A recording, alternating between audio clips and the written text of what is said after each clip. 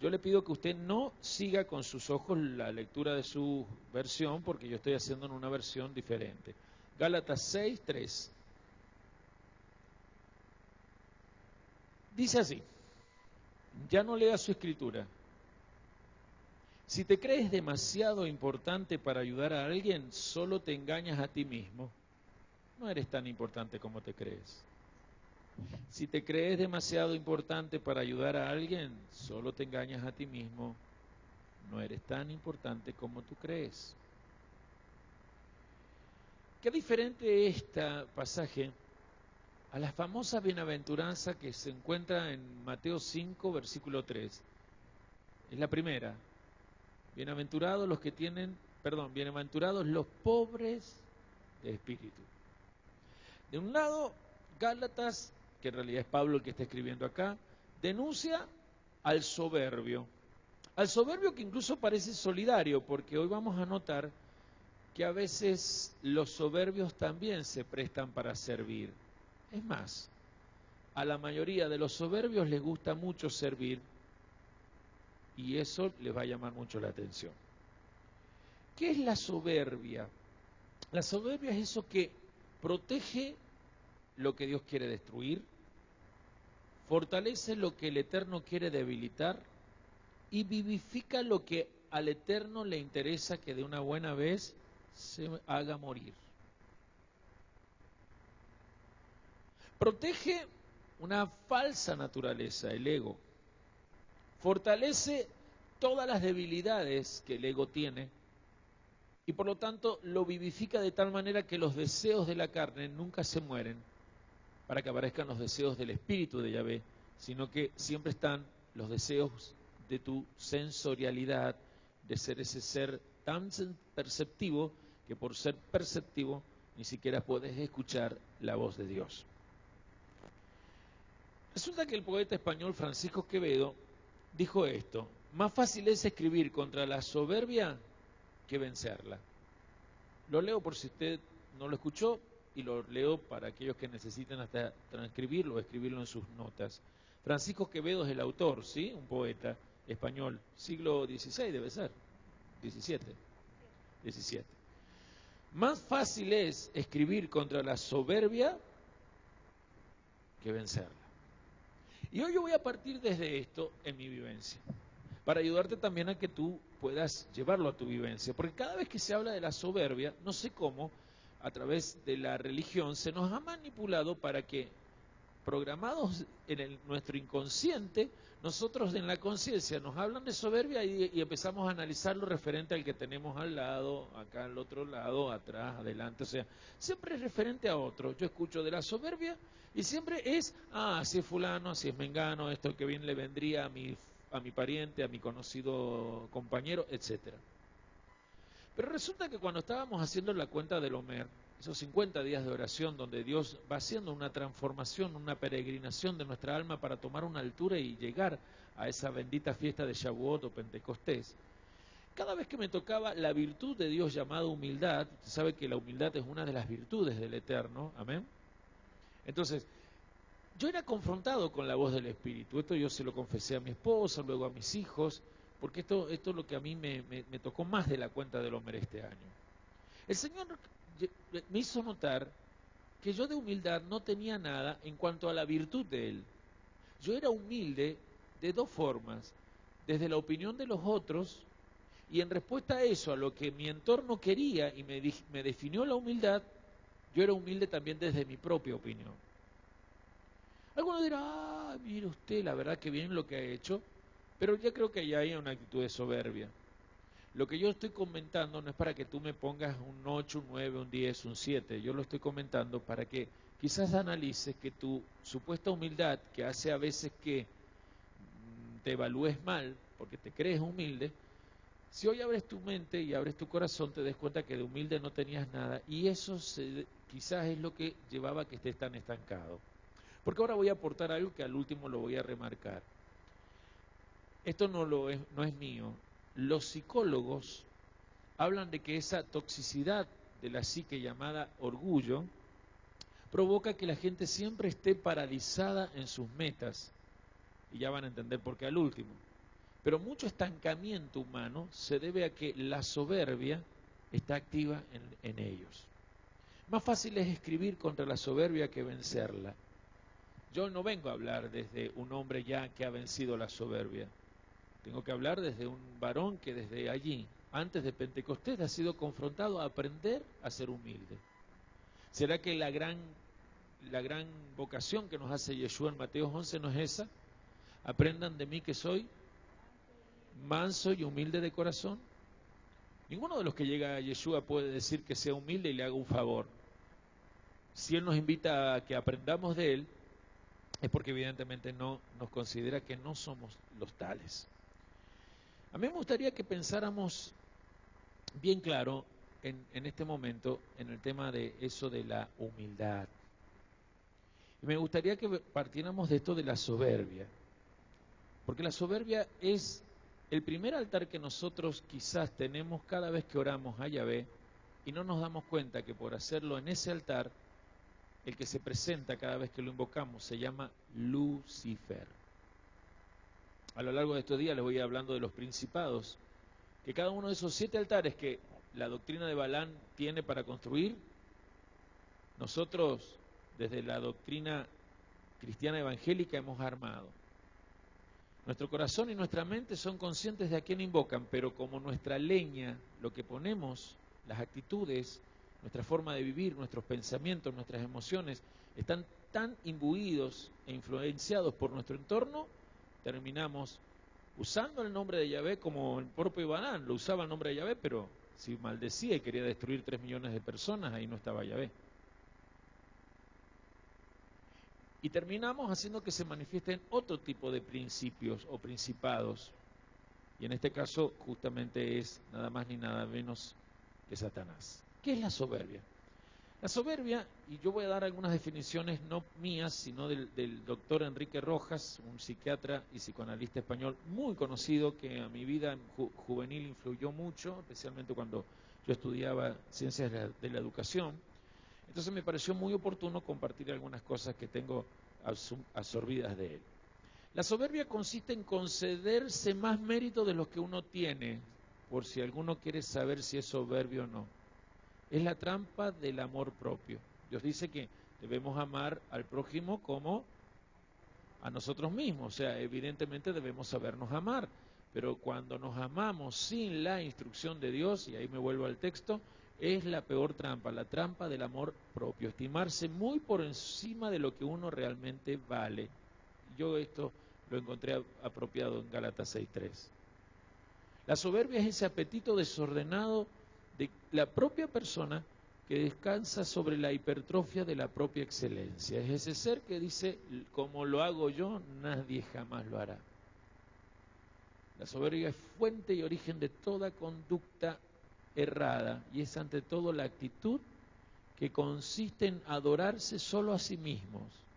Sus notas más características van a ser siempre la prepotencia, la presunción, la jactancia, la vanagloria, el sentirse siempre situado por los demás para entonces hacer juicio.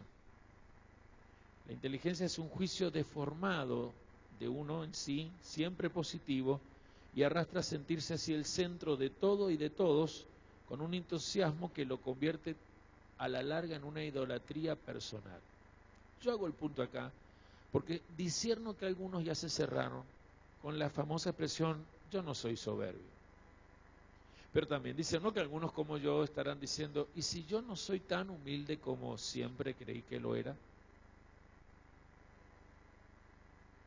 Hay 2 tipos de soberbia, una que es vivida con pasión, que conforma un afecto excesivo, ese se ve a la legua. El soberbio pasional, usted lo distingue a la legua. Pero hay otra que no se percibe tan fácil. Es la soberbia oculta, es la soberbia suave, se la llama soberbia acompasada. Lo tienen la gran mayoría acompasada, como que va lento, tiene un ritmo, nadie se da cuenta, porque lo tienen la gran mayoría y a la vez todos actúan igual. Cuando empecemos ahora a entrar, se van a dar cuenta que ese tipo de soberbia determina ciertas culturas. Por lo tanto, es normal que en las culturas donde hay este tipo de soberbia, los que integran esa cultura de una nación o una región, se crean humildes. No se sientan orgullosos. Esa me adelante, pero me parece que Argentina va a tener que considerar alguna vez este pecado capital.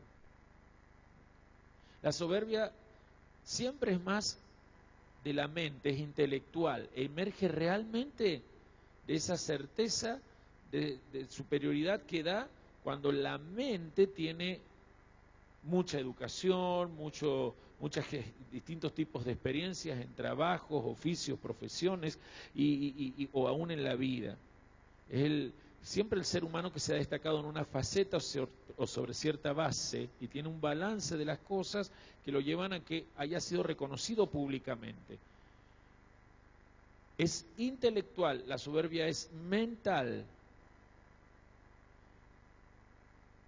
En cambio, el orgullo es emocional. Soberbia es cerebral, mental. Es de alguien que se ha destacado en facetas de su vida, ya sea en lo profesional, en el oficio, en lo laboral, en las cosas que ha adquirido. Pero luego está el orgullo que lo genera la soberbia y tiene que ver con lo emocional. Entonces a mí me gustaría aquí hacer un parate y que estés analizando en cuál de estas cosas te moves.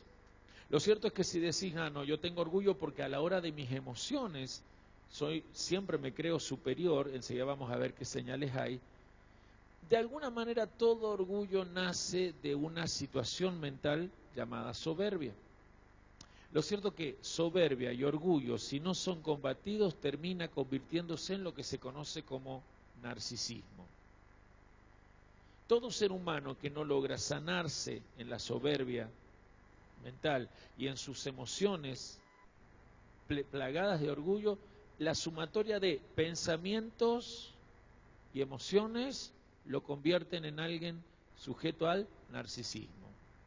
El que dice, primero yo, segundo yo, tercero yo, y al último de todos, yo.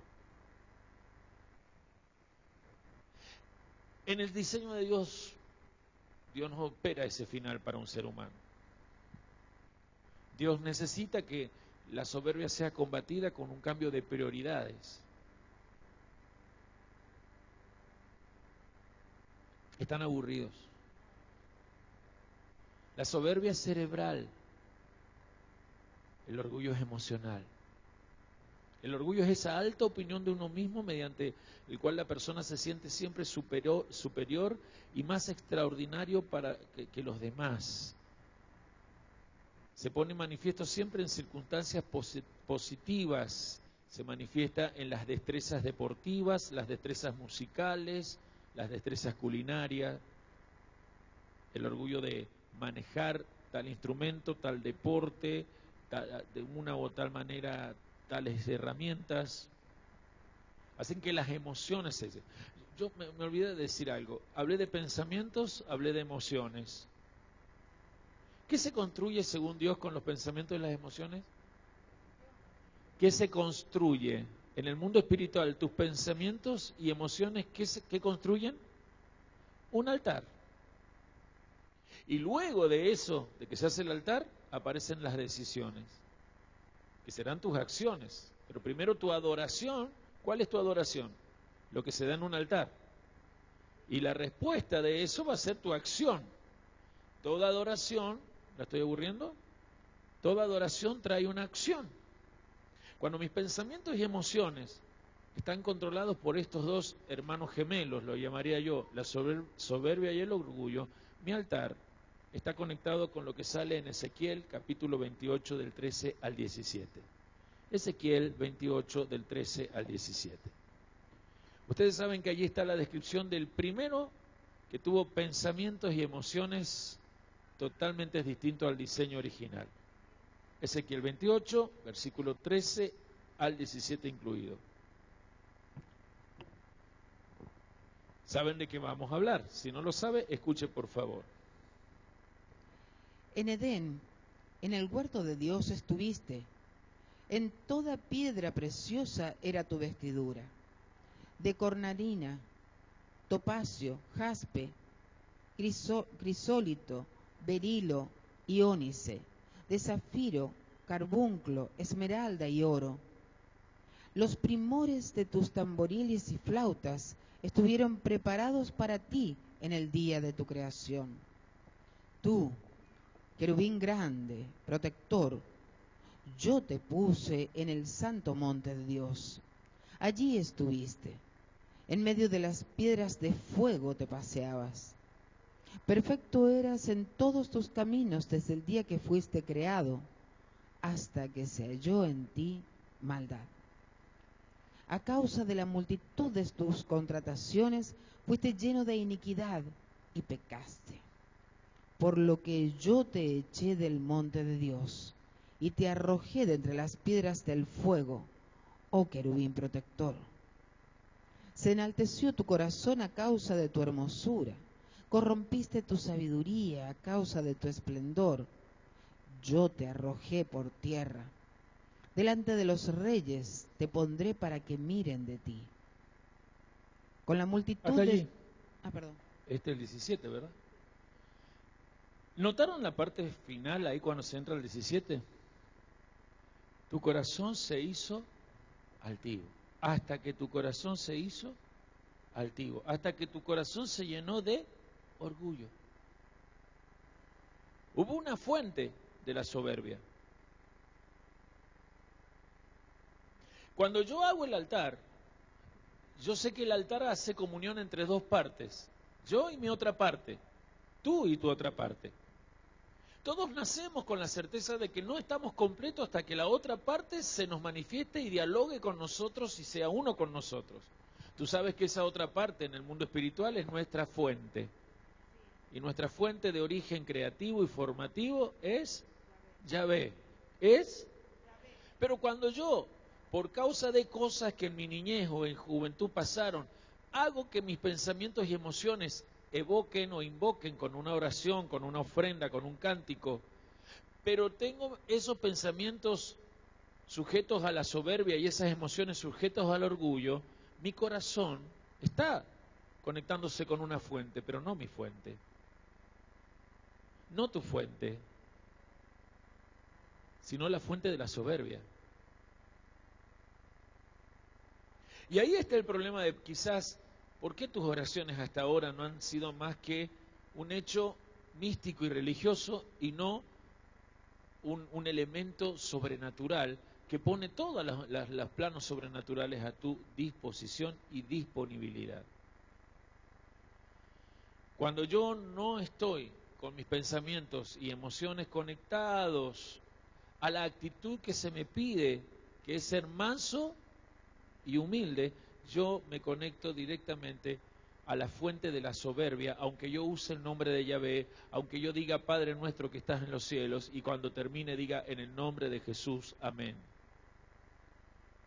Si lo pensamos, quizás lo estás pensando con muchos que lo hacen hoy, pero ¿por qué no lo pensás como yo? ¿Cuántas veces lo hicimos antes o cuántas veces lo estamos haciendo hoy? Quizás en este ayuno muchos no tienen un diario con ninguna voz. Algunos sí, tienen sueños, pero otros, ¿y qué escuchan? No he escuchado la voz de Dios. Me dijeron varios la semana pasada. Y ya llevábamos transitando buen tiempo del ayuno. Y no se puede responder que no se escucha la voz de Dios, porque el ayuno está mal cuando Dios nos es escuchado. En cambio hay otros casos donde las personas han dicho, a mí Dios me dijo incluso que voy a enviudar. Eso está dicho por Dios en el ayuno. Fíjese qué tremendo.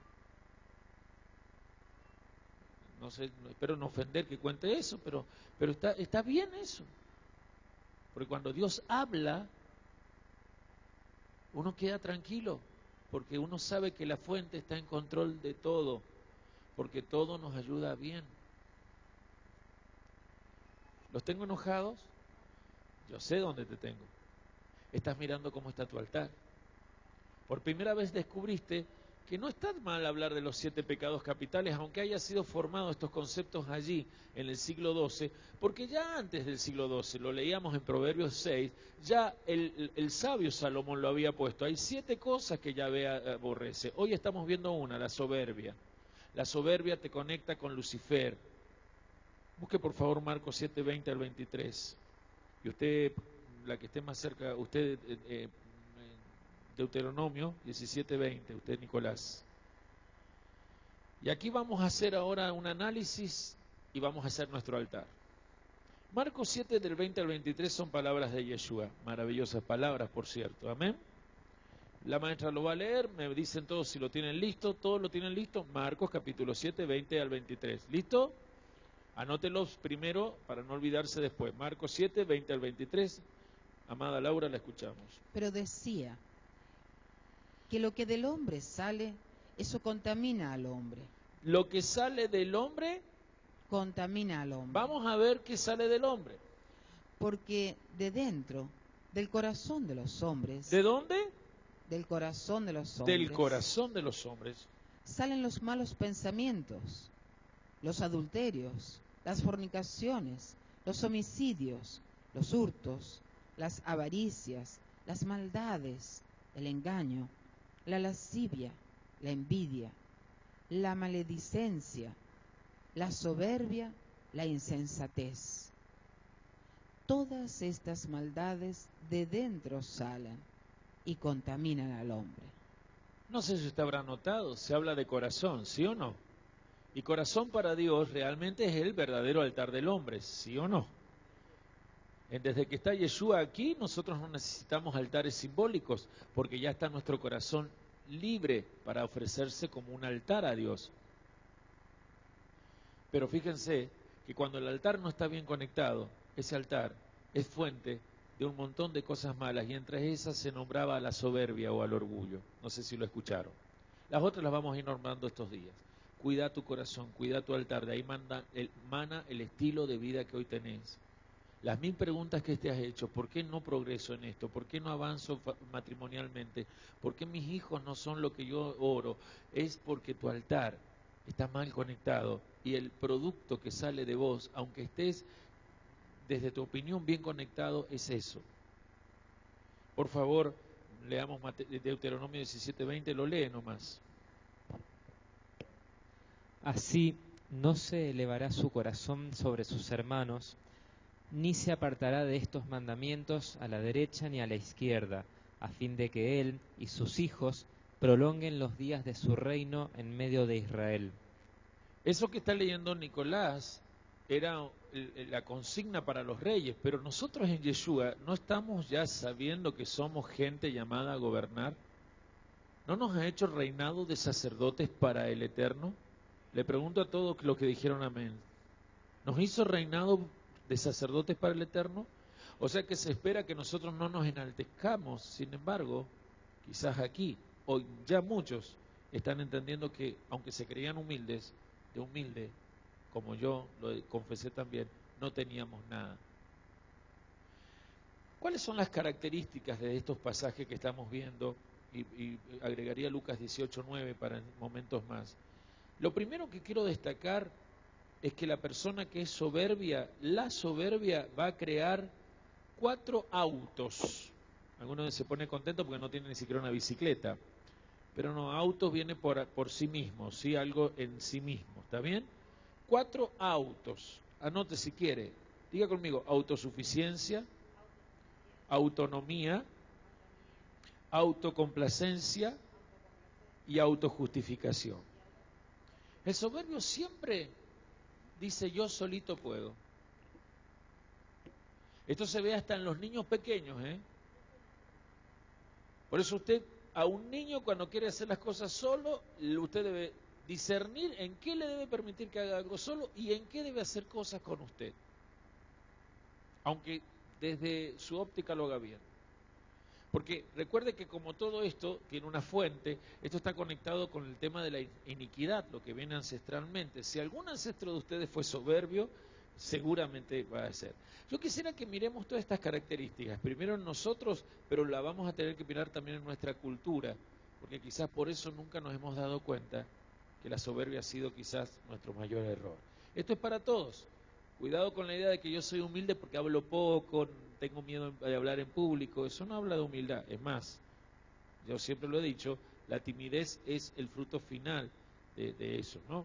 Entonces, autosuficiencia, autonomía individual, la persona que se cree independiente. Yo lo hago a mi manera, nadie se mete con mi vida y eso no sé si se está viendo hoy y si usted lo está analizando. Autocomplacencia es que todo lo que hace él siente que lo hace bien y mejor, no alcanza a esperar que alguien se lo evalúe, alguien se lo agradezca. Lo hice bien. Autojustificación, la típica de saber en todo poner justificativos de por qué se equivocó, qué falló, no me entendió, y el famoso ese es tu criterio, el otro... Toda esa cuestión que hoy se juega, que eso está en muchos diálogos y los decimos nosotros a veces también, lo creemos y eso está. Es el famoso hermano que no viene y autojustifica, que la enfermedad no sé de qué, el que nos mudamos de casa. Mire, nosotros con niños enfermos, alguno de los dos siempre vino. Tenemos un matrimonio que alguna vez dijo, no piense que nos hemos ido, hace 5 meses que no viene. Que cuando no sé, que se enferma, que el trabajo de mi marido, que... alguna vez alguno tiene que estar, ¿verdad? Pero siempre hay que justificar. Lea Lucas 18:9 y ahí nos vamos a lo que sigue. 9. A unos que confiaban en sí mismos como justos, Aún los que confiaban en sí mismos como justos. A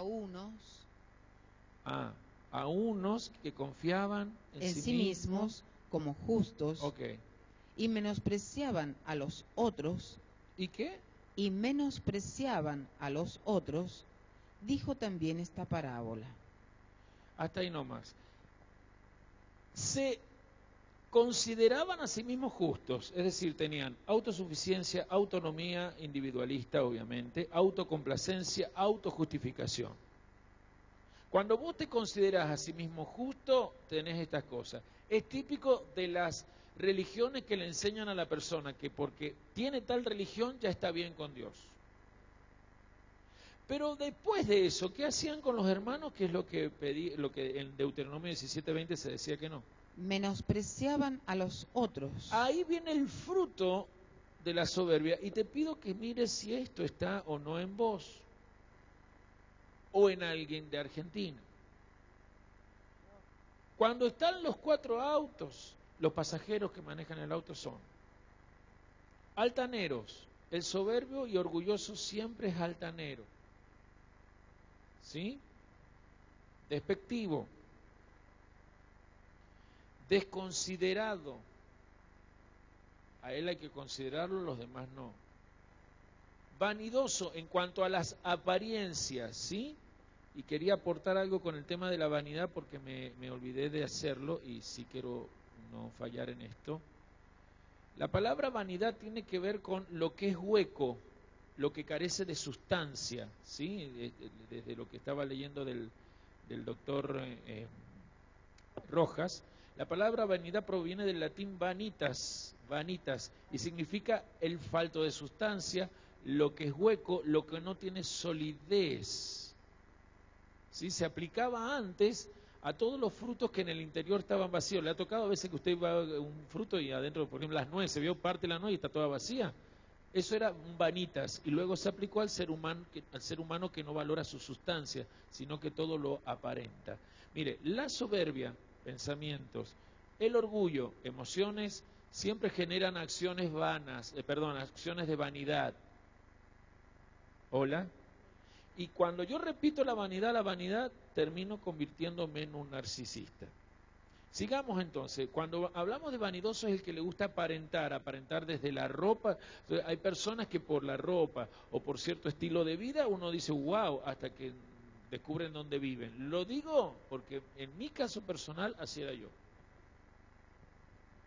Cuando joven tenía una forma de vestirme, una forma de actuar, un círculo, pero cuando gente de ese círculo me quería alcanzar hasta mi casa, yo cuando llegábamos a la calle Independencia, vivía de la calle Independencia de las Heras 4 cuadras más adentro, le decía que estaba bien, ¿para qué se iba a meter más adentro? Entonces, todo eso habla de los frutos de los 4 autos, el daño que me hago yo, pero ahora en mi trato hacia los demás. También es vanaglorioso, es decir, se alaba a sí mismo, siempre se alaba a sí mismo. Busca aprobación de los demás, impone sí o sí sus juicios, es envidioso, es ambicioso, es competitivo,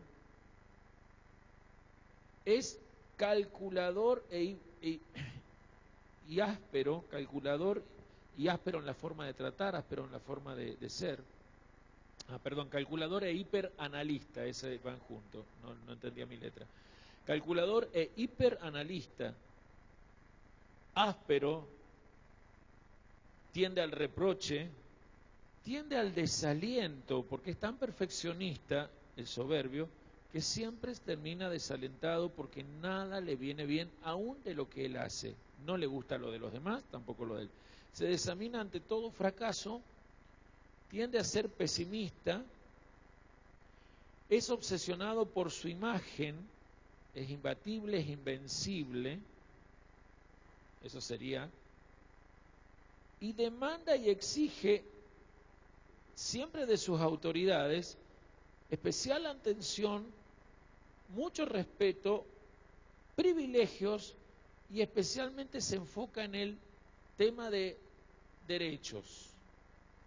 Cuando más soberbia hay en un ser humano, el ser humano siempre se agarra más de los derechos y trata de obviar los deberes. Nosotros hemos sido afectados por un gobierno que hizo tanto énfasis en los derechos que tenemos hoy una nación que tiene el problema de ser soberbia, y por eso tanto el gobierno que se retiró como el que tenemos hoy son más soberbios o tan soberbios como muchos de nuestros argentinos. La persona soberbia es controladora y por lo tanto siempre tiende a manipular. La famosa mamá y o papá que todo quieren saber dónde están, qué hablaron, qué dijeron, o famosos jóvenes, o famosas mujeres, o famosos varones que siempre quieren saber qué pasó con el otro y se meten con el otro. Podríamos ir viendo muchas acciones, pero si sos de eso que cuando alguien te está contando una historia, vos también enseguida decís, a mí también me pasó, yo le aportaste lo que te pasó cuando el otro te quería aportar lo de él, tenés soberbia.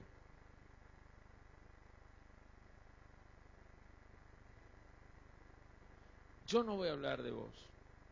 Yo ya hablé de lo que me pasó contando los 50 días, bendito Dios, porque es donde yo más me quebranté, y hoy, frente al altar, quiero desde allá que fui hablado, venir a salvar mi vida de todo tipo de vanidad. No quiero terminar en el narcisismo.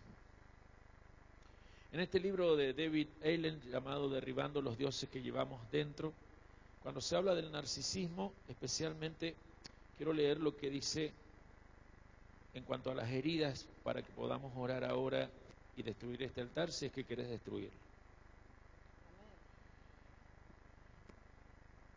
Se sabe que el niño, en el proceso de desarrollo, eso es embarazo, primera infancia, la niñez más grande, entre 6 y 12, y aún los primeros años de adolescencia, se sabe que el niño, en el proceso de desarrollo, es susceptible a tensiones y presiones de su ambiente. Cuando se siente angustiado ante pérdidas, rechazos o maltratos, sean físicos, sexuales o emocionales, se encierra en sí mismo. Al no poder hacerle frente al dolor, reprime el verdadero sufrimiento y desarrolla fuertemente un falso yo, o sea, el ego. Es importante que estemos conscientes de que el niño también se le puede traumatizar con excesos de indulgencia. Cuando se le da demasiado y no se le exige nada, el niño desarrolla un sentido narcisista de solo derecho. No quiere cumplir con deberes. Comienza a creer que la vida se lo debe todo. En realidad esto no es verdad, de modo que con el tiempo el niño se sentirá mortificado, decepcionado, y su sentido de derecho se convertirá en una desesperación y depresión narcisista que lo llevarán a manifestarse soberbio en su entorno. Yo leo hasta ahí porque en este libro, cuando habla de los ídolos, demuestra psicológicamente cómo todos los ídolos es por causa de heridas y traumas que en nuestra niñez hemos tenido. Ser pobre, hermanos, causa traumas. Ser pobre primero nos da un engaño, especialmente en Argentina, donde desde los gobiernos peronistas se le llama a los pobres los humildes. Por eso me gustan más los términos que se han venido manejando en el siglo XXI de los que menos tienen. Una cosa es los que menos tienen, y ustedes saben que yo abordo mi mensaje profético a favor de ellos, porque yo he sido de los que menos tienen, pero nunca me ha escuchado usted, aun cuando todavía peregrinábamos en los campos de Babilonia, decir los humildes, equiparándolo a pobre, porque ser pobre trae traumas, y yo que he trabajado con los pobres, que hay mujeres que me han ayudado en el comedor, saben que hemos tenido que sufrir la soberbia y el orgullo de las personas que nosotros mismos ayudábamos.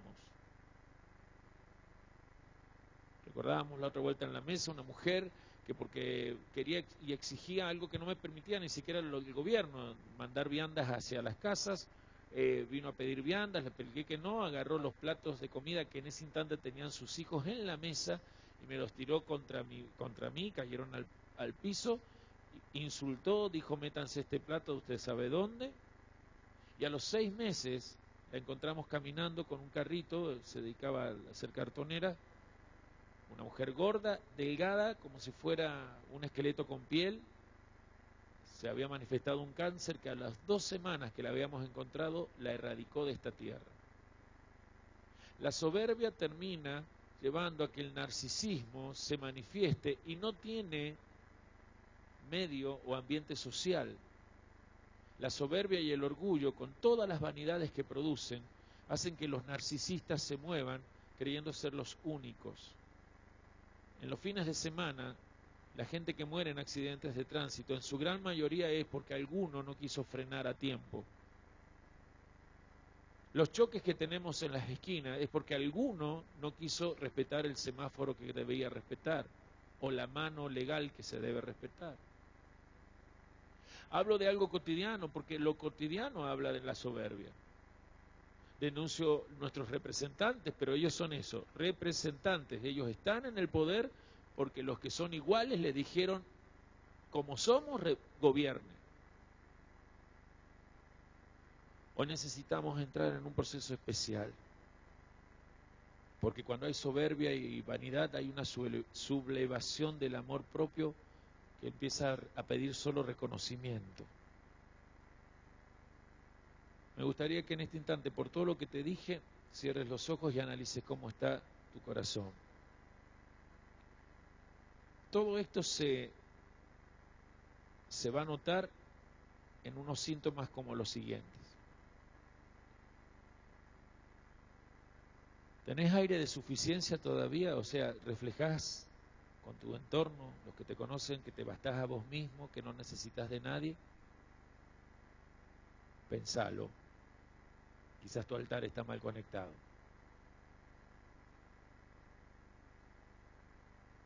¿Tenés borrachera de vos mismo? Porque la borrachera de sí mismo es la señal de soberbia. Es el sentir susceptibilidad cuando cada vez que una crítica viene a vos o a una actitud tuya. No te gusta pasar desapercibido. Donde vayas, querés que la gente note que estás allí. Tu tendencia a hablar de vos mismo, aun cuando otro está hablando de sí, tenés que aportar algo de vos. Todo eso es borrachera de sí mismo. Tu diálogo con los demás, en realidad es un monólogo. Le podés poner un montón de ropaje a esa embriaguez de vos mismo, pero yo ya te di algunos ejemplos. Otro síntoma. ¿Sentís que tus relaciones amorosas siempre están debilitadas y entorpecidas? Venís de fracasos amorosos. Cuando uno tiene un amor desordenado a sí mismo, como el que hemos descrito, siempre es difícil darse con otra persona, aunque tenga un papel de por medio y los haga matrimonio.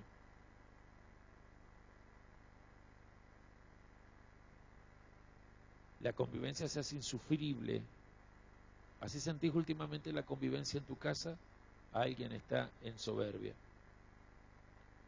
exigís la sumisión del otro, exigís el acatamiento de los otros, hasta que se conviertan casi en los serviles de tu voluntad, estás en soberbia. Todo eso es otro síntoma más, relaciones amorosas debilitadas. Y el último síntoma es la obsesión exagerada por ti mismo, que te ha conducido a excesivas evaluaciones de tus obras y méritos, y te has jactado tanto, has alardeado, te has vanagloriado, pero sin embargo te has siempre mantenido en la misma situación familiar y aún y especialmente económica. Los estancamientos económicos de muchos de ustedes se debe aún a que operan la obsesión exagerada por sí mismos. Pero ¿qué dijo Jesús? Aprendan de mí que soy manso y humilde de corazón. Ahí con ojos cerrados, ¿podés recibir esta semilla? Todo el edificio de tu persona se basa, para que esté equilibrado, en una perfecta mezcla de humildad y autoestima. Él te quiere humilde y manso. Manso es el que sabe quién es, pero no tiene que destacarlo. La equilibrada humildad, la mezcla entre humildad y autoestima, eso es ser manso, lleva a que tu persona se edifique y nunca esté en estancamiento. Señor, queremos acabar con el narcisismo. Queremos romper la cultura narcisista de estos tiempos, del que nos da el consumismo. Solo el amor puede cambiar el corazón de un ser humano. Creemos en el amor, tú eres el amor. Y queremos creerte a ti si nos hablas, Señor. En esta hora invocamos el nombre de Yeshua para ser maduros, queremos ser maduros. No queremos relativizar nuestra persona. En donde haya soberbia la queremos matar, queremos acabar con ella. Aceptar que hay momentos que no logramos cosas por nuestras debilidades. Yo acepto mis debilidades, conozco mis puntos débiles y te alabo por mis puntos fuertes. El que se sabe mirar hacia adentro, se sabe amar. Siempre termina hacia afuera amando. Y cuando se ama, no se engaña. Cuando se ama, se sirve desde la esencia que tenés. No sos vacío, sos un ser lleno de amor.